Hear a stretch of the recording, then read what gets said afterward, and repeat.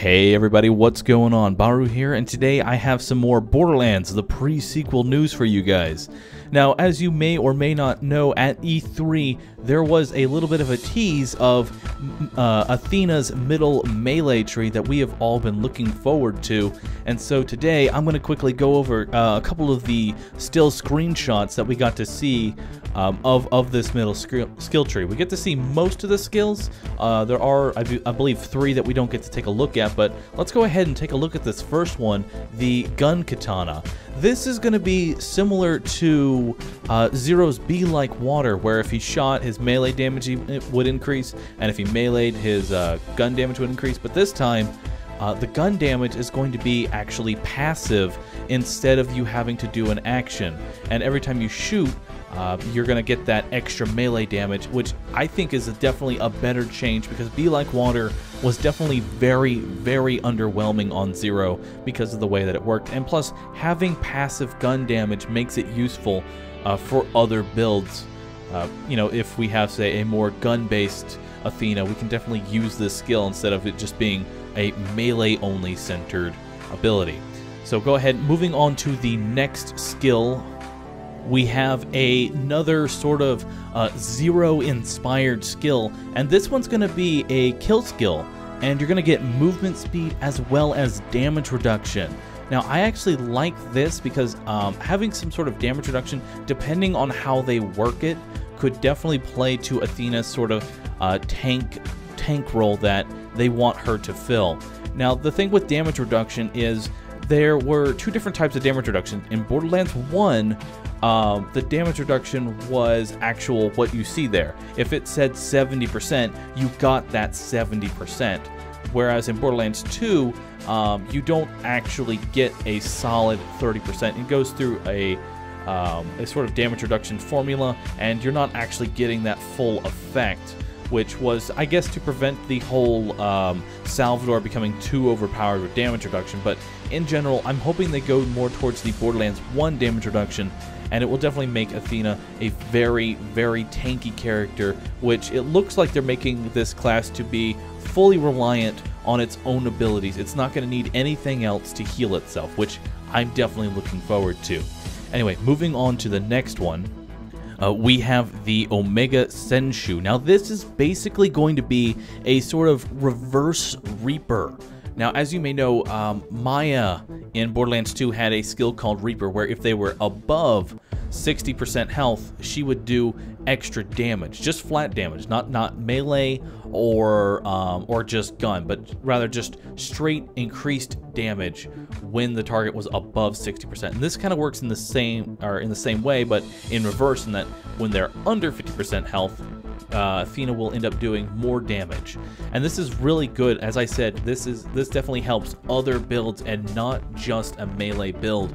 And I'm hoping that the rest of the other skill trees have this sort of synergy where you want abilities in all these different skill trees, and rather just, well, this is the melee skill tree, this is the gun skill tree, and this is the whatever skill tree. And not, you know, you want to mix and match it up as much as possible, and this is a step in the right direction. And I would not be surprised if there is a class mod of some sort to boost this ability to give it even more damage, which is frankly awesome. And with the way that the other skills end up working, this could end up being one of the quickest characters to move through the battlefield, and I'll explain that more once we go over the capstone. But until then, let's just go ahead and take a look at her next skill. Alright, so now we have one of Athena's first game-changing abilities. This is going to be called Rend, and what Rend is going to do is it's basically going to put a damage over time effect, but it's going to be boosted by your melee abilities. And I'm hoping when it says that it also takes into account roid damage. If that is something that is true, then this is going to be probably an amazing ability that is just going to rip through enemies. And it's going to have a lot of synergy with another skill that she has that's called Bloodlust, and we'll take a look at that in just a second. But keeping on Rend, I want you to take a look at that the tooltip there, and it says increase up to 100% increase bonus damage against targets with higher health. Now what this means is that enemies who, I guess we'll say, are super badasses, are bosses, are maybe even raid bosses, are going to take increased damage from this skill just by simply being a badass, which I definitely approve of, and I'm hoping that there are other game changer type skills that are like this, because there's a lot of skills in Borderlands 2 that were good in, you know, normal and true Vault Hunter mode, but when the UVHM kicked in, it fell behind on the higher health enemies, and it didn't really do anything, and you really didn't spec into that skill anymore. So this is a step in the right direction, making skills not irrelevant on enemies that are a bit stronger. So anyway, moving on to that bloodlust that I was talking about. You can see, just by looking at it, the synergy that goes along with the Rend ability. Whenever she has a Rend on an enemy, she's going to be healing herself for 2% of her maximum health per second per bleeding enemy.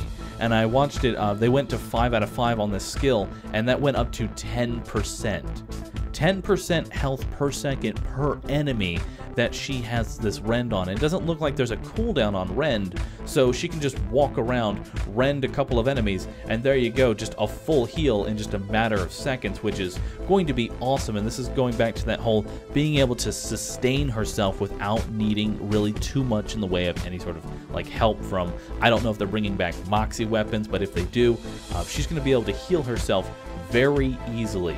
I imagine just walking around, rending 5 enemies, there you go. You've basically got health gate going for you for however long Rend ends up going for. And in general, healing on raid bosses is going to be awesome, because that's a big issue with some classes, that they just don't have an ability to easily heal themselves, and Bloodlust looks like it's going to be an amazing skill. I don't know how it'll play out if they end up adding in, say, a class mod that boosts Bloodlust by +6, but if they did, it would be even more insane, going up to 22%, which is just ridiculous. But, you know, maybe they'll allow Athena to go to that ridiculous state and allow all of this to happen. So we're going to go ahead and look at the other game changer in her skill real quick that was just right next to Bloodlust. But I want to quickly go over Bloodlust since we just talked about it. But anyway, moving on to the next one, we have Epicenter. Now, the Epicenter is going to be a very unique ability. This is actually going to be changing the slam or the butt stomp ability to where whenever she uses it, it looks like it's going to be creating this sort of singularity around her, giving her more of that control as a tank character, which as a tank character in any sort of game, being able to keep control of the battlefield is a very important skill, and this one is no different. In addition, it's going to bring everything into melee range, allowing you to rend all those enemies, get all that health regen going, and basically become an unstoppable killing force, which I'm definitely looking forward to. Now, if there's one thing that I'm hoping are in those skill trees that we can't see yet, is to make it so rended enemies move slower.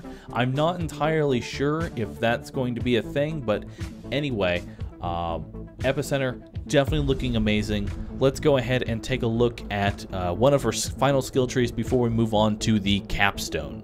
So for the final ability that they ended up showing before the capstone was You've Got Red on You, which is an interesting ability. I'm not entirely sure how it's going to end up working out, but it says it where if they die to bleed or if they die to melee attacks, they end up exploding in a shower of blood, which I guess we can kind of say is kind of like blood explosion, but it's not going to be like this multiplicative thing.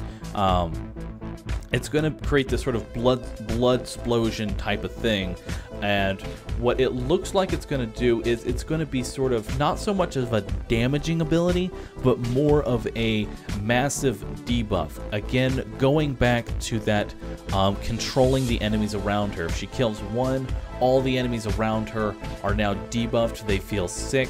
I'm not entirely sure what feeling sick is going to be, but I would assume it's going to greatly reduce what the enemy can do to you. Maybe they'll move slower, maybe they'll do less damage, or maybe they'll just become less accurate.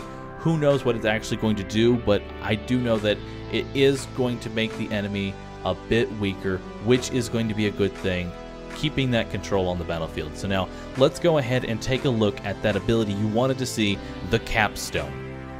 So here it is, guys, Athena's capstone. This is Blood Rush. So as we can see, this is a melee override skill. If she presses her melee button, she will dash towards an enemy and strike them. And so this is similar to Zero's Execute, and the ability has a 10-second cooldown. However, if the attack applies a bleed, or if it kills it, if it kills the enemy that they're charging, the cooldown is immediately reset and will allow you to charge again. So what I'm thinking is that this is going to be a very strong ability, especially when you combine it with Gunblade.